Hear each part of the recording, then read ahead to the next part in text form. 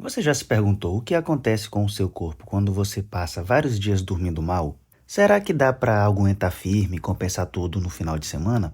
Ou será que esse débito de sono vai cobrando a conta aos poucos e de forma mais séria do que a gente imagina? Imagina que você entra numa semana atribulada, trabalho, preocupações, ansiedade, o excesso de telas. O resultado? Noites mal dormidas, sono quebrado, dificuldade para relaxar. Isso soa familiar? A verdade é que isso acontece com mais gente do que parece. Mas o que será que muda no corpo ao longo dos dias? Será que o cérebro começa a funcionar diferente? Será que o coração sente? E a imunidade? Hoje a gente vai explorar o que acontece com você dia após uma semana de sono ruim. Você pode até achar que está acostumado a dormir pouco, mas será que o corpo está? No primeiro dia de sono ruim, os efeitos já são bem mais perceptíveis do que a maioria das pessoas imagina. Você pode até pensar, foi só uma noite, amanhã eu compenso. Mas o corpo já começa a reagir, e não da melhor forma. O cérebro acorda como se estivesse esquecido de reiniciar. Você está acordado, mas com aquela sensação de peso na cabeça. Os olhos ardem, a memória falha, seu nível de atenção cai e, mesmo que não perceba, seu tempo de reação está mais lento. O corpo tenta te manter alerta, liberando cortisol, que é o hormônio do estresse, mas isso te deixa mais agitado, irritado, sem paciência. Além disso, sua sensibilidade à dor aumenta. Sim, dormir mal pode até te deixar mais sensível a pequenos incômodos físicos. E isso é só o primeiro sinal de alerta. A única noite ruim já bagunça o sistema. Imagine o que vem depois. No segundo dia, as coisas começam a sair ainda mais do eixo. Você já não está só cansado, você está desregulado. A falta de sono mexe com seu metabolismo e afeta diretamente a forma como você se sente fome. O corpo começa a produzir mais grelina, o hormônio que estimula a fome, e menos leptina, o hormônio que dá sinal de saciedade. O resultado? A vontade de comer aumenta, especialmente por alimentos ricos em açúcar e gordura. Além disso, o sistema imunológico já começa a sofrer. Dormir pouco reduz a produção de células de defesa, como os linfócitos. Você se torna mais vulnerável a infecções e inflamações. Aquele resfriado que pegou do nada pode ter começado aí. O raciocínio fica mais lento, você lê e não entende, começa uma tarefa e se perde no meio, a produtividade despenca e o mau humor sobe. E pior, à noite, mesmo exausto, você tem dificuldade para dormir. Um ciclo que se alimenta sozinho. Chegando ao terceiro dia, o impacto emocional já fica mais evidente. Você começa a se sentir mais sensível, instável ou até apático. Pode se irritar com facilidade ou do nada sentir uma tristeza profunda. É que o cérebro, sem descanso adequado, para de processar direito as emoções. A amígdala cerebral, que lida com medo e ansiedade, fica mais ativa. Já o córtex pré-frontal, responsável pelo autocontrole e tomada de decisões, perde força. É por isso que você pode acabar tomando decisões impulsivas, se envolvendo em conflitos ou simplesmente sentindo um vazio difícil de explicar. Além disso, sua coordenação começa a falhar. Derruba coisas, tropeça, esquece palavras. O cansaço vira um estado mental constante e você começa a sentir que não está inteiro. E o mais curioso é que, mesmo dormindo pouco, o corpo continua tentando manter as aparências, mas por dentro já está tudo pedindo socorro. No quarto dia, seu corpo entra em modo de sobrevivência. Ele tenta funcionar, mas com reservas cada vez menores.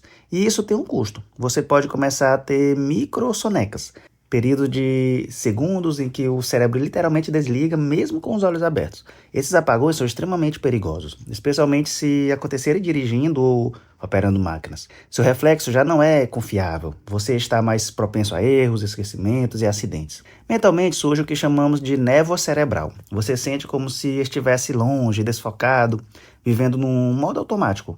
E o mais curioso é que isso vai se tornando o seu novo normal.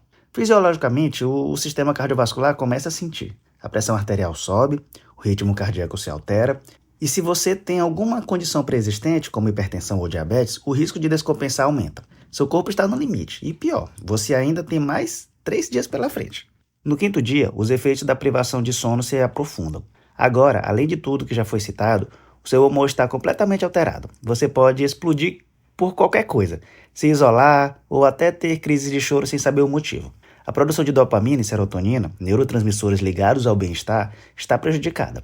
Isso deixa o cérebro mais vulnerável à ansiedade e à depressão.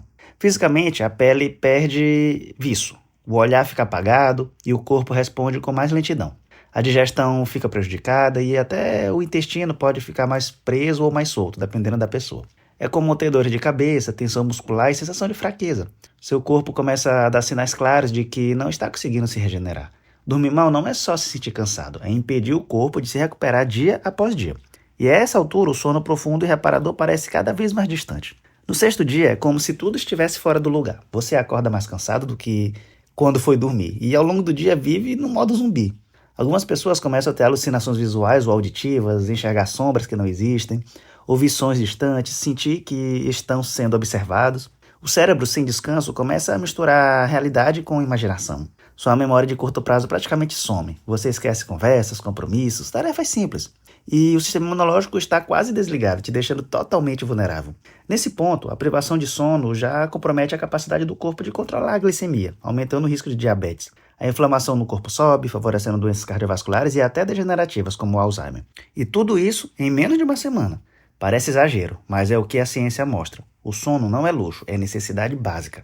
O sétimo dia chega como um soco. Agora você não está apenas cansado, você está completamente esgotado, tanto física quanto emocionalmente. Seu corpo não responde. Você pode sentir tontura, enjoo, tremores, sensação de despersonalização, como se não estivesse mais dentro do próprio corpo. É o colapso.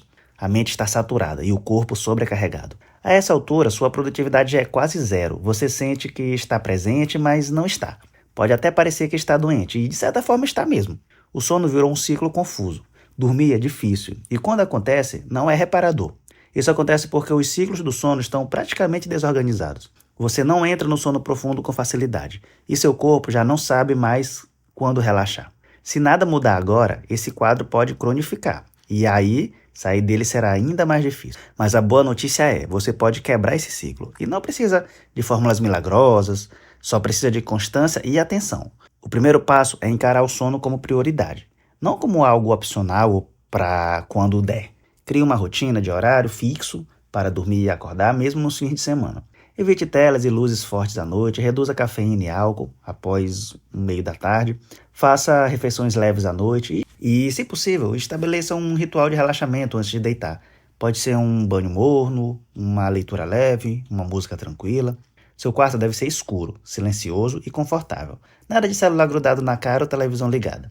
E se mesmo com tudo isso você continuar dormindo mal, procure ajuda profissional. Distúrbios como insônia, apneia ou ansiedade noturna têm tratamento. Dormir bem não é capricho, é um investimento na sua saúde hoje e no seu futuro. Agora me conta, você dorme bem ou já passou por uma semana assim?